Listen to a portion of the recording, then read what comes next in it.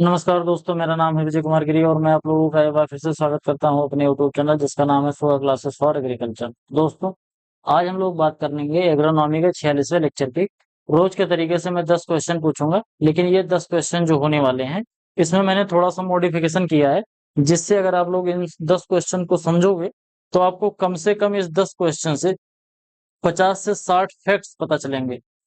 तो एक बात आप ये समझ के चलो कि आपने 10 क्वेश्चन केवल नहीं पढ़ा है, 10 क्वेश्चन आपने पढ़ के कम से कम 50 क्वेश्चन आपने अच्छे से समझ लिया है। तो इसमें मैंने थोड़ा सा चेंज किया है। अगर आप लोग बोलोगे तो मैं इस तरीके के जो लेक्चर्स हैं आगे इस सीरीज में इसी तरीके के लेक्चर्स लाऊंगा। मैं आप लोगों को पहले बता दूं कि अगर आप लोग चाहते हो कि ये क्वेश्चन जो आपको दिए जा रहे हैं इनका अच्छे से जवाब दे पाओ, तो सबसे पहले इसी वीडियो के डिस्क्रिप्शन में आप जाओगे तो वहां पर दो आपको प्लेलिस्ट मिलेगी।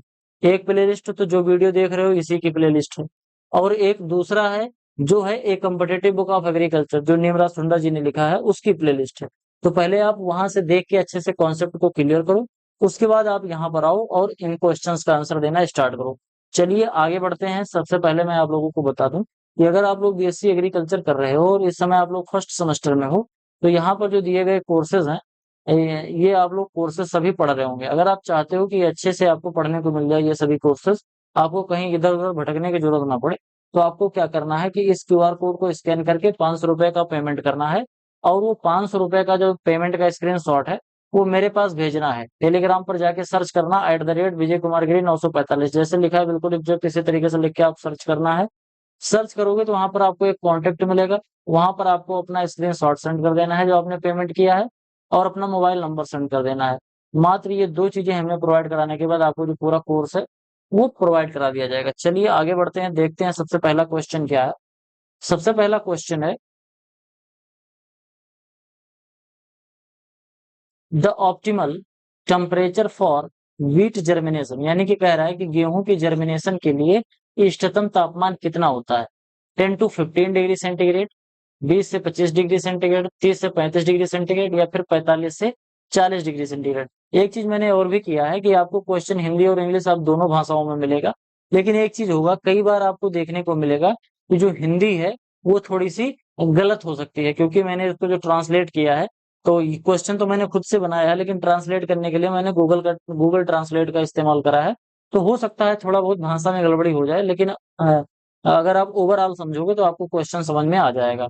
तो आपको पूछा जा रहा है कि ऑप्टिमम टेम्परेचर कितना है गेहूं के जर्मिनेशन के लिए। तो गेहूं के जर्मिनेशन के लिए जो ऑप्टिमम टेम्परेचर है वो इनमें से कौन सा ऑप्शन है जो आपका सही हो सकता है। तो आपका जो ऑप्शन है, ऑप्शन नंबर बी, ये आपका बिल्कुल राइट आंसर हो जाएगा। 20 से 25 डिग्री सेंटीग्रेड जो टेम्परेचर होता है ये गेहूं के जर्मिनेशन के लिए बहुत अच्छा माना जाता है। इसके बाद अब हम यहाँ बात करेंगे 5 फैक्ट्स की। हर क्वेश्चन के बाद आपको 5 फैक्ट्स देखने को मिलेंगे।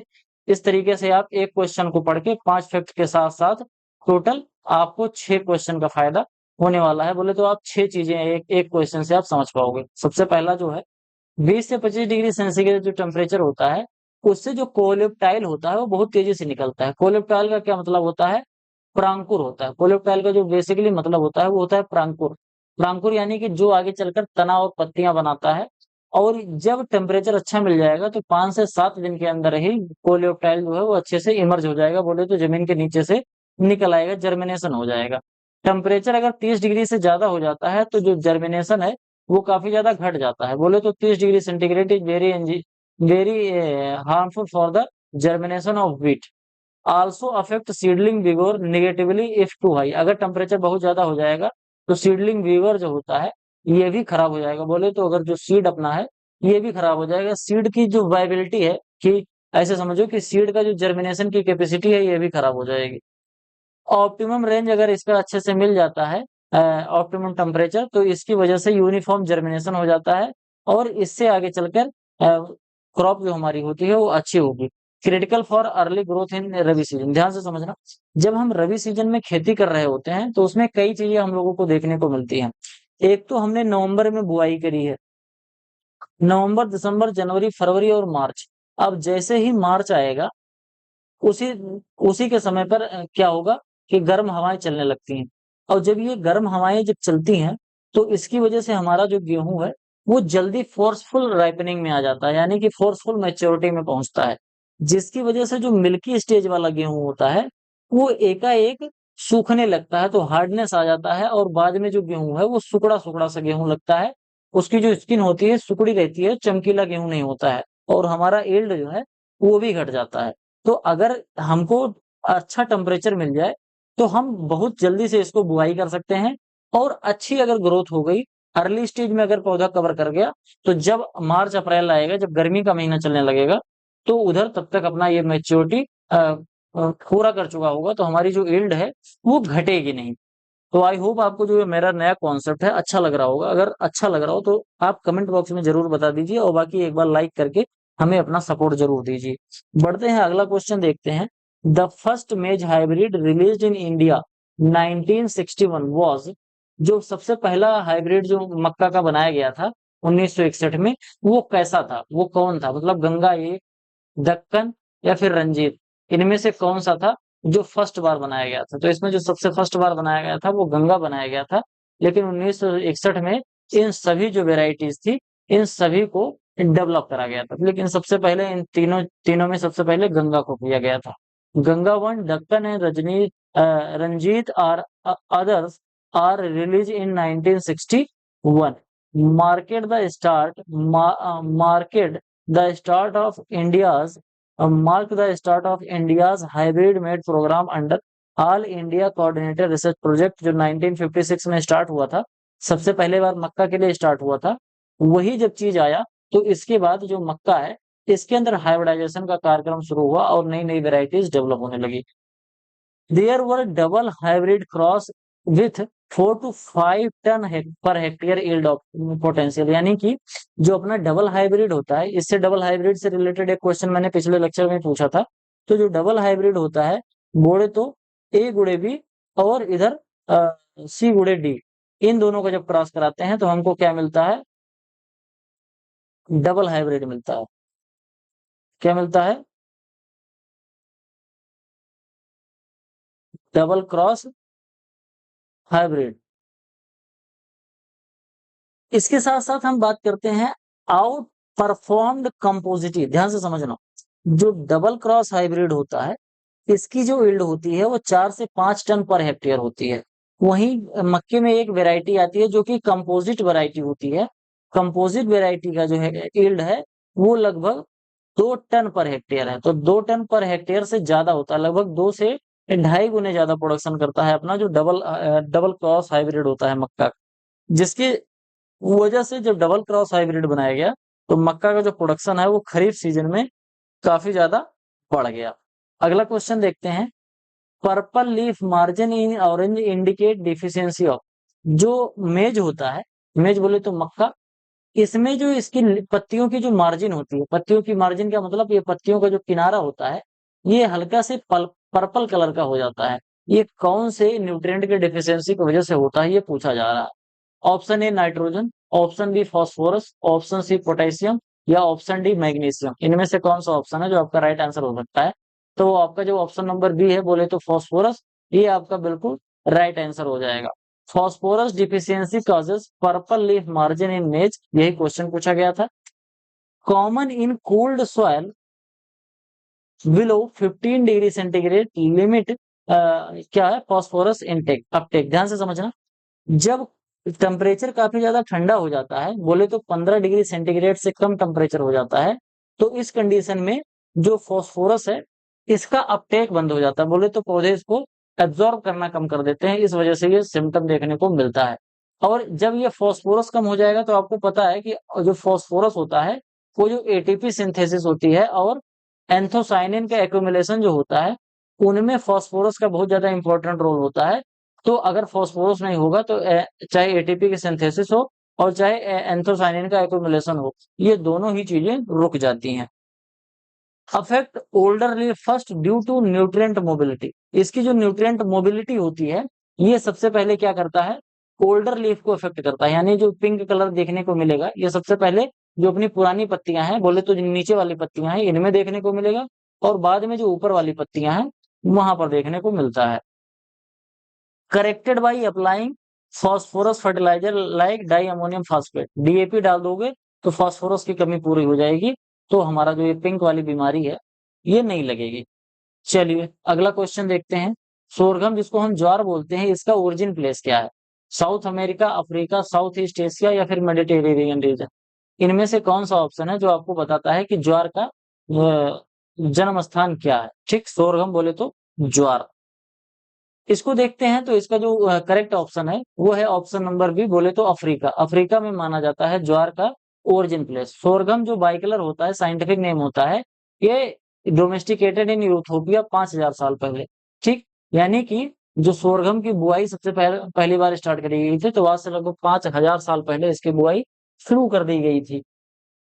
Spread to India as a drought resistant staple crop. ध्यान से समझना, इंडिया के कुछ रीजन्स ऐसे हैं जहां पर हमें पानी की उपलब्धता सही से नहीं है, वहां पर हम रेन फेड कंडीशन में अपनी सिंचाई और पताई करते हैं। तो इस वजह से जो ज्वार और बाजरा स्टार्टिंग में आया था, वो इसी वजह से आया था क्योंकि ये ड्रॉट टॉलरेंट है, बोले तो सूखे में भी ये अच्छे से ग्रो हो जाते हैं और एक स्टेपल फूड बनाते हैं। लेकिन धीरे धीरे जैसे इंडिया में इरिगेशन की व्यवस्था अच्छी होती गई, तो यहाँ पर वीट जो है और इसके साथ साथ जो राइस है, इनकी जो कल्टीवेशन है वो थोड़ी सी बढ़ गई। अगला है thrive is a semi arid tropics with low water needs. इसमें जो थ्राइव्स होती है ये सेमी एरिड ट्रॉपिक्स है और इसकी जो वाटर नीड होती है काफी ज्यादा कम होती है। Use for food fodder and biofuel production. ये जो अपना है सोरगम, इसको कहाँ कहाँ यूज करते हैं? फूड में यूज करते हैं, फॉडर में जिसको हम बोलते हैं चेरी, क्या बोलते हैं इसको बोलते हैं हम लोग चेरी कहते हैं, और बायोफ्यूल में कहते काम आता है, जो कि जलाने में काम आता है, ऐसे आप समझ सकते हो। High genetic diversity exist in African variety. जो अफ्रीकन वेराइटी होती है सोरगम की, इसके अंदर जेनेटिक जो डाइवर्सिटी होती है वो काफी ज्यादा होती है। चलिए अगला क्वेश्चन देखते हैं। If only one irrigation is possible in wheat, apply it. अगर केवल एक ही इरिगेशन हमारे पास उपलब्ध है, तो गेहूं में कब करेंगे? टिलरिंग स्टेज में करेंगे, या सीआरआई स्टेज जो कि 21वें दिन पर आती है, या फ्लावरिंग स्टेज, या फिर ड्रॉट स्टेज? इनमें से कौन सा ऑप्शन है जो आपका राइट आंसर है? तो आपका जो ऑप्शन है option number B, CRI stage, ये आपका बिल्कुल राइट आंसर हो जाएगा।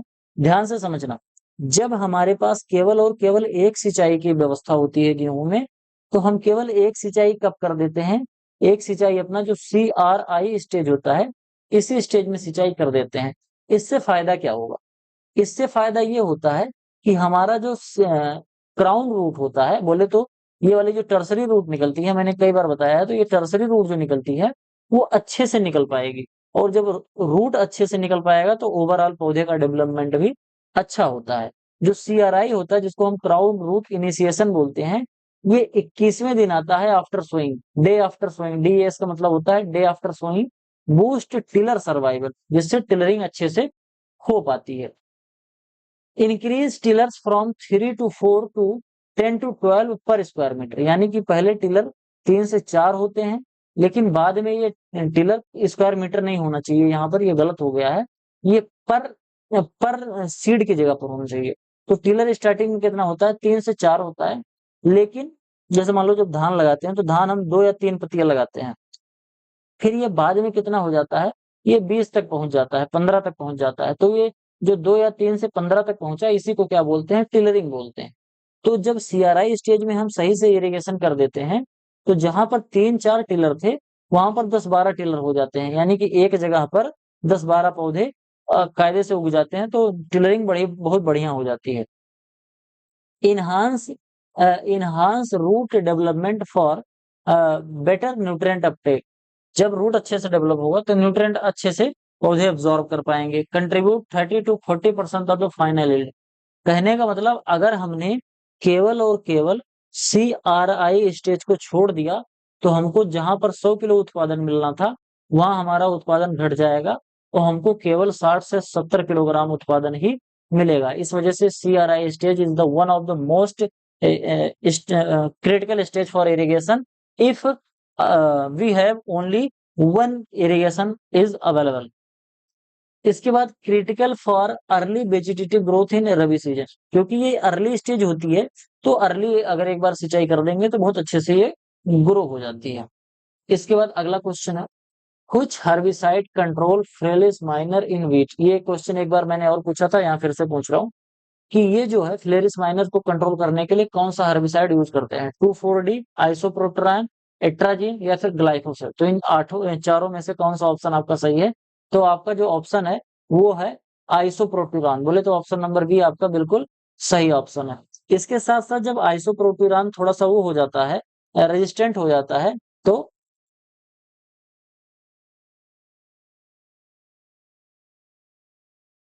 सल्फो सल्फोसल्फ्यूरान एक आता है हर्बिसाइड, फिर हम इसका यूज करते हैं। इससे रिलेटेड भी क्वेश्चन मैंने आप लोगों से पूछा था। आइसोप्रोपिरान जो कंट्रोल करता है फ्लेरिस माइनर, इसमें क्या करते हैं, 0.75 किलोग्राम AI पर हेक्टेयर वाली जो आइसोप्रोपिरान आती है, इसको हम यूज करते हैं। Applied at 30 to 35 day to target young wheat, यानी कि जो 30 से 35 दिन के जो डेट आफ्टर सोइंग होता है, बोले तो अगर हमने 1 नवंबर को बुआई करी है तो हमको 30 नवंबर को या फिर 30 नवंबर से लेके 5 दिसंबर के बीच में हमको इसका दवा का छिड़काव कर देना चाहिए। Inhibit photosynthesis in the mimicry wheat, photosynthesis को रोक देता है। कई बार एग्जाम में पूछा जाता है कि आइसोप्रोपिरान काम कैसे करता है। तो आइसोप्रोपिरान जब फ्लेरिस माइनर पर पड़ता है तो फ्लेरिस माइनर में फोटोसिंथेसिस रुक जाती है। तो अगर फोटोसिंथेसिस रुक जाएगी तो पौधा मर जाएगा, ठीक, क्योंकि फोटोसिंथेसिस बहुत जरूरी होती है पौधे को करने के लिए। Resistance to isoproturon is now widespread in India, India में बहुत ज्यादा इसको काफी ज्यादा रेजिस्टेंट हो गया है। रेजिस्टेंट का मतलब समझ रहे हो, मतलब आइसोप्रोट्यूरान अब काम नहीं कर रहा है, तो इस वजह से फिर आगे दूसरी दवाई आई सल्फोसल्फ्यूरान, इसका यूज किया जाता है। Alternative herbicide of sulfosulfuron is now use, ये मैं अभी आप लोगों को बता रहा था। आगे बढ़ते हैं। Norin ten dwarfing gene in wheat reduce height by affecting, ध्यान से समझना। मैंने आप लोगों से एक क्वेश्चन पूछा था कि जो नोरेंटेन जीन होता है ये गेहूं में डॉर्फनेस के लिए काम आता है, लेकिन ये नोरेंटेन जीन जो होता है ये ऐसा क्या कर देता है जिसकी वजह से जो गेहूं है इसकी हाइट घट जाती है। तो ये ऑक्सिन के सिंथेसिस को रोक देता है, इस वजह से हाइट हाइट घट जाती है। या जिब्रेलिन सेंसिटिविटी को बढ़ा देता है, इस वजह से हाइट घट जाती है। यह साइटोकाइनिन के प्रोडक्शन को बढ़ा देता है, इस वजह से हाइट रुक जाती है। या फिर एथिलीन रिस्पॉन्स की वजह से ये गेहूं की हाइट को रोकने में कामयाब हो जाता है। तो आपका जो राइट आंसर है वो है ऑप्शन नंबर बी। बोलो तो जिब्रेलिन की सिंथेसिस से, जब जिब्रेलिन की सिंथेसिस रुक जाएगी तो पौधे की हाइट रुक जाएगी। कैसे?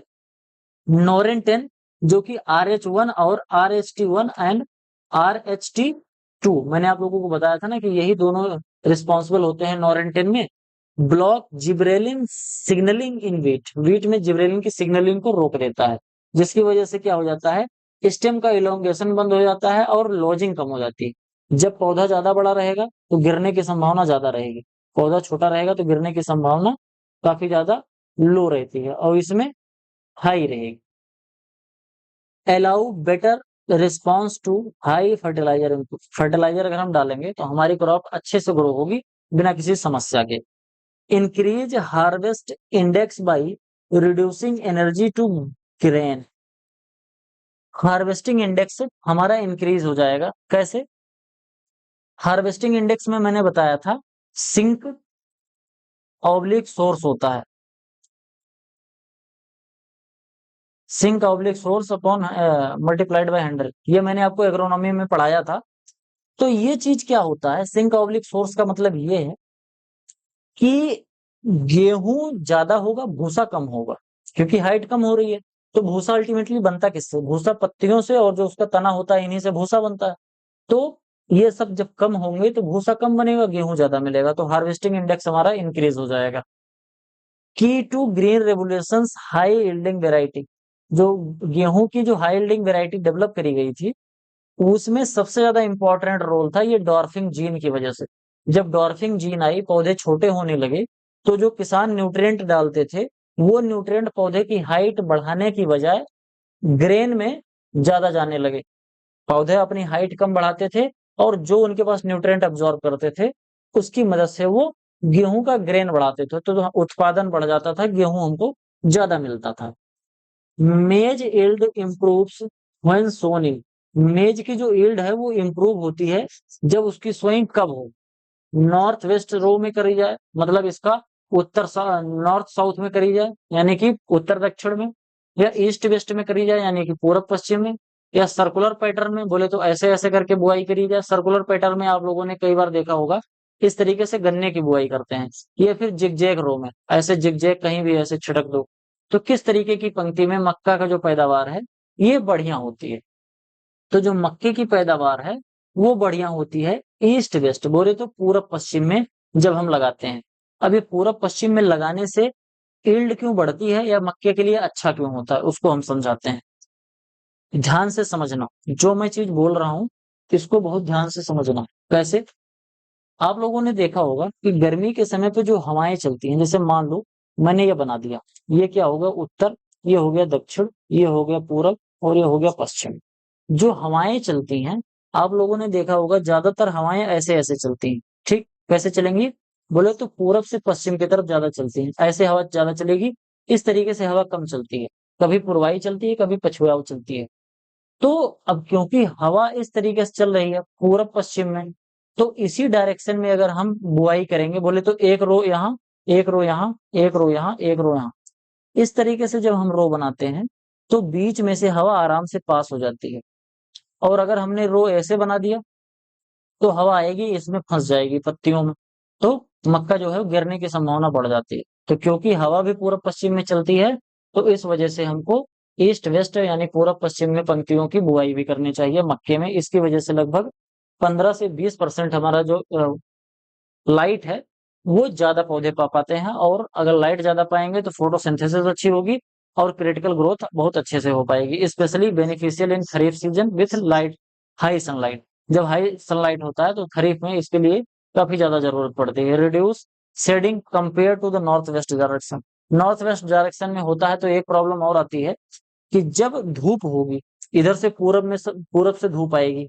अब क्योंकि आपने बुआई करी है कैसे, ऐसे कर दी है वो उत्तर दक्षिण में, तो अगर उत्तर दक्षिण में आप बुआई करोगे तो पूरब से जब निकलेगा सूरज इधर से इधर जाएगा तो इस पौधे की जो परछाई है इस पौधे पे पड़ेगी, इस पौधे की परछाई इस पौधे पे पड़ेगी। तो इस तरीके से जब पौधे पे परछाई पड़ेगी तो पौधे बहुत अच्छे तरीके से फोटोसिंथेसिस नहीं कर पाएंगे। इनहांस ओवरऑल मेज ग्रेन यील्ड स्पेशली सिग्निफिकेंटली, इसकी वजह से जो मेज की ग्रेन यील्ड है वो बढ़ जाती है। बोले तो जो भुट्टा है, जो मक्का है, उसका प्रोडक्शन बढ़ जाता है। Which wheat variety resist molya nematode. Molya nematode के प्रति गेहूं की कौन सी वेराइटी है जो रेजिस्टेंट है? राजकिरण, कल्याण सोना, सोनालिका या WH147। इसमें से जो आपका राइट आंसर है वो है option number A Rajkiran. Rajkiran जो है ये निमेटोड के प्रति रेजिस्टेंट होती है। राजकिरण जिसको हम RD 387 भी बोलते हैं, ये मोलिया डिजीज जो कि हेट्रोडेरा एवेनी होता है, हेट्रोडेरा एवेनी। ये मोलिया जो निमेटोड होता है इसका साइंटिफिक नेम होता है हेट्रोडेरा एवेनी। ये क्या होता है, इसके प्रति ये रेजिस्टेंट होता है, जिसकी वजह से मोलिया डिजीज जो होती है वो लगभग 30 से लेकर 70% तक सैंडी सॉइल में यील्ड का लॉस करती है। अगर सैंडी सॉइल है तो क्योंकि सैंडी सॉइल में पेनिट्रेशन बहुत तेजी से होता है तो निमेटोड बहुत ज्यादा पेनिट्रेट कर पाते हैं सॉइल को, और सॉरी जो रूट है उसको ज्यादा डैमेज कर पाते हैं। तो रूट को अगर डैमेज करेंगे तो जहां 100 किलोग्राम प्रोडक्शन होना था वहां पर आपका केवल प्रोडक्शन होगा कितना, 30 से लेके 70 किलोग्राम तक होगा। बोले तो बहुत नुकसान होगा, 30 से 70% तक यील्ड घट जाएगी। कॉमन इन राजस्थान, क्योंकि राजस्थान सैंडी वाला एरिया है, राजस्थान में सैंडी सॉइल ज्यादा पाई जाती है, तो राजस्थान का जो गेहूं उत्पादन करने वाला एरिया है वहां पर ये समस्या ज्यादा देखने को मिलती है। Resistant variety reduce the need of chemical control. Resistant variety डालोगे तो केमिकल नहीं डालना पड़ेगा, नहीं तो आपको नेमेटिसाइड डालना पड़ेगा। Improve wheat productivity affected areas, यानी कि जो अफेक्टेड एरियाज होते हैं वहां पर वीट की प्रोडक्शन बहुत अच्छे से बढ़ जाएगी अगर हम मोलिया डिजीज को कंट्रोल करने के लिए राजकिरण वैरायटी का उपयोग कर लें। आगे बढ़ते हैं, अगला क्वेश्चन देखते हैं। Bajra seed rate for transplanting. Transplanting के लिए बाजरा की सीड रेट कितनी होनी चाहिए? बाजरा का जो सीड रेट है कितना होना चाहिए? 1 से 2 kilogram per hectare, 2 kilogram per hectare, या फिर 4-5 किलोग्राम पर हेक्टेयर, या फिर 10 किलोग्राम पर हेक्टेयर। अब ये बाजरे की बात कर रहा है, बोले तो पर्ल मिलेट की बात कर रहा है। तो पर्ल मिलेट में अगर हमको ट्रांसप्लांटिंग करनी है तो 2 किलोग्राम, और अगर डायरेक्ट सोइंग करनी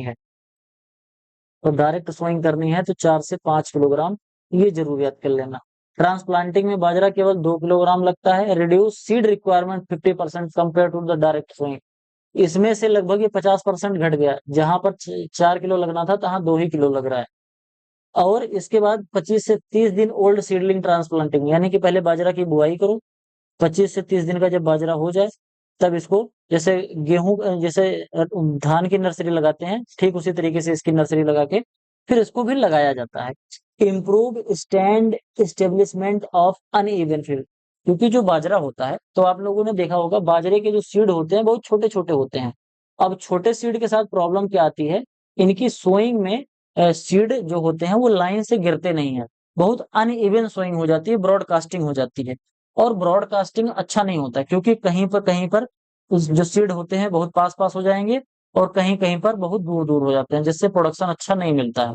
तो प्रोडक्शन अपने को अच्छा मिले, इस वजह से ट्रांसप्लांटिंग वाला सिस्टम को अपनाया जाता है। इसके द्वारा enhance drought tolerance in early growth stage. जब अर्ली स्टेज होती है बाजरे की, तो आप ध्यान से समझना, अर्ली स्टेज में क्योंकि बाजरा जहां पर ग्रो किया जाता है वहां पर पानी की व्यवस्था कम होती है, जहां इरिगेशन की फैसिलिटी ज्यादा नहीं है वहीं पर बाजरे की बुआई करते हैं।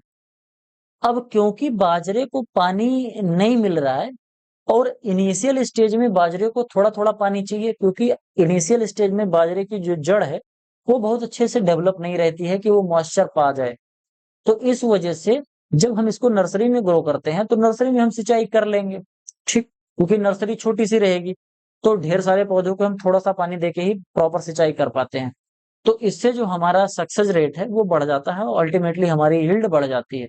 लेकिन इसमें एक चीज कठिन हो जाता है कि इसकी बुआई आपको फिर इसकी ट्रांसप्लांटिंग एक बार करनी पड़ती है, एक बार हार्वेस्टिंग करके फिर इसको ले जाके ट्रांसप्लांटिंग करनी पड़ती है। तो इस वजह से ये काफी ज्यादा थोड़ा सा टाइम कंज्यूमिंग और लेबोरियस प्रोसेस है, लेबर ज्यादा लगते हैं। तो आज के लिए केवल इतना ही। आई होप आपको लेक्चर पसंद आया होगा, पढ़ाने में बहुत मेहनत से मैंने पढ़ाया है। पसंद आया हो तो फाइनेंशियली सपोर्ट जरूर करिए। इसके साथ साथ वीडियो को लाइक करिए, आपके जो सुझाव है कमेंट बॉक्स में जरूर लिखिए। चैनल को सब्सक्राइब नहीं किया तो सब्सक्राइब जरूर करिए, अपने दोस्तों के साथ चैनल को शेयर करिए। मिलते हैं किसी दूसरी वीडियो में, तब तक के लिए इजाजत दीजिए। धन्यवाद।